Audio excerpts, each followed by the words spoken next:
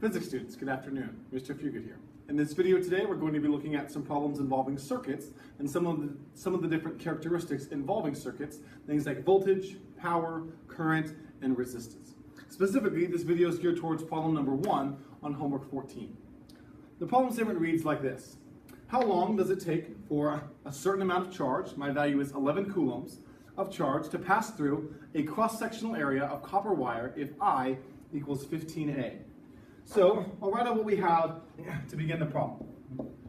Problem number 1. We have a certain amount of charge, we'll just say Q is equal to 11 coulombs. That is how much charge is moving through. We can think about it, if we think about current as a flow rate, we can think about the 11 coulombs as how much water, how much stuff is moving. Now we're also told that the rate of that current moving is 15 amps. Now, just looking off the bat, an amp doesn't really give us a great idea of what's going on with the current unless we understand what an amp really is. And an amp is simply a coulomb per second. So 15 amps means we have 15 coulombs of charge moving past every second. Okay? So we have 11 coulombs of charge. We want to figure out how fast it's going to take that 11 coulombs to move if the rate is 15 coulombs per second.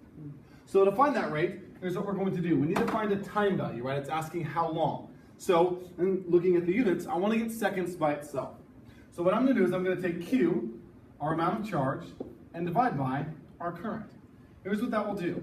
11 coulombs divided by 15 coulombs per second. Okay, so follow what we're going to do with the units. Mathematically, we can take 11 over 15. That will give us right at about 0.73 repeating.